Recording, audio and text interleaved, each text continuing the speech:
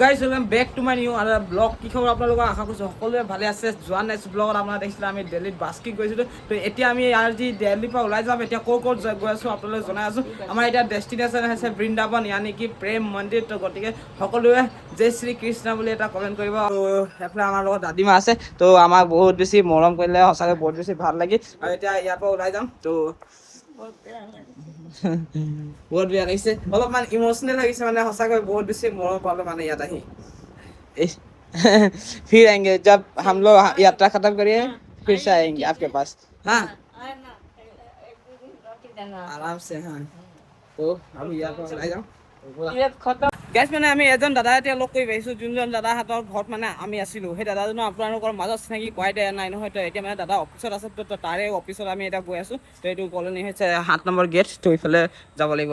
আৰু guys finally দাদাজনৰ ওচৰত আহি পালোঁ। দাদাজন এইফালে আছে। তো হাই দাদা, নমস্কাৰ। কি খবৰ? খবৰ ভালে।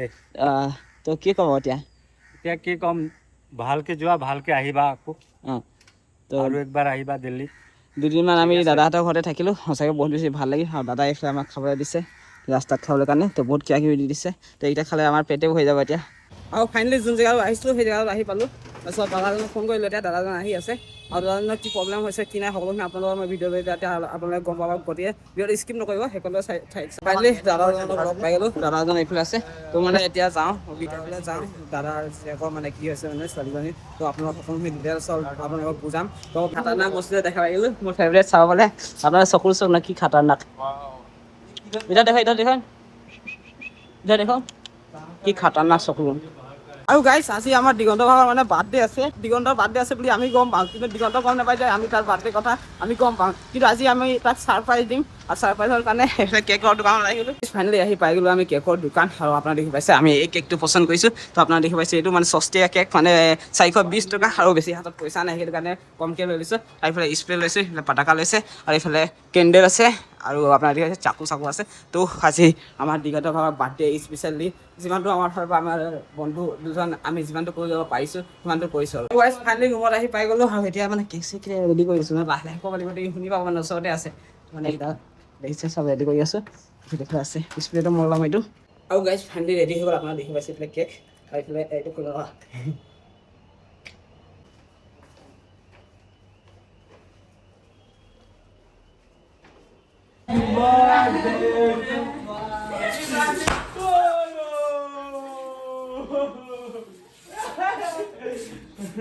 আমাৰ বাঁচবে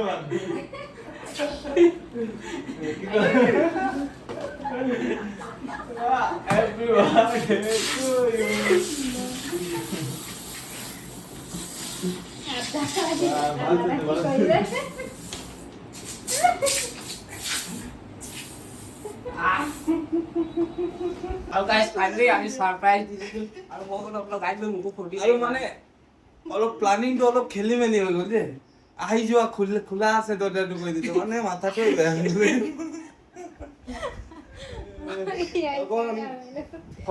আপোনালোকে শালত দেখিব পাইছে পুৰা অৱস্থা খতম কৰি দিলোঁ। সেইফালে কেক আহি গ'ল। তো কেকটো এতিয়া ধুনীয়াকৈ কাটিব লাগে। মোৰ ফালৰ শুভেচ্ছা থাকিল। কেইবছৰ এণ্ট্ৰি কৰিলে? 23। অ' মাই গড 23। অহা বছৰ যেন তেন ইয়াৰ বিয়াটো হৈ যাওক তাৰে কামনা কৰিলোঁ। দিয়ক গাইছ, দিয়ক গাইছ কেকটো কাটি লওঁ, মানে খাওঁ খাওঁ লাগি আছে। গাইছ তাৰ মানে কি হ'ল, মোৰ চাইকেলখনে বেয়া হৈ থাকিলে। এই চাইকেলখন মানে ফেৰিয়ল কিবা হৈ গ'ল, পেডেল ঘূৰিছে কিন্তু ফেৰিয়ল মানে কিবা বেয়া হৈ গ'ল চাগে। চাইকেল নাযায়, এতিয়া ঠেলি যাব লগা হৈছে। দিল্লীৰ পৰা এতিয়া ঠেলি চাইকেল লৈ যাব লাগিব। সন্ধিয়া হৈ আহিলে আৰু মোৰ ৰকেট মানে একেবাৰে প্ৰব্লেম বহুত বেছি দি আছে। মানে চকাত কি হ'ল নাজানো, চকাকে কাম কৰা নাই। এতিয়া পেডেল ঘূৰি যায়, চাব দেই, পেডেল এনেই ঘূৰি যায় মানে, কিন্তু চকা নঘূৰে। কি প্ৰব্লেম হ'ল জানো, এতিয়া ৰকেটে জানে। এতিয়া চাইকেল দোকান আহি পাইছোঁ আৰু ৰাতি হৈ গ'ল। আৰু মই এতিয়া অকলে আছোঁ। সিহঁত দুজন মানে আগত গৈ ক'ৰবাত ৰখি আছে।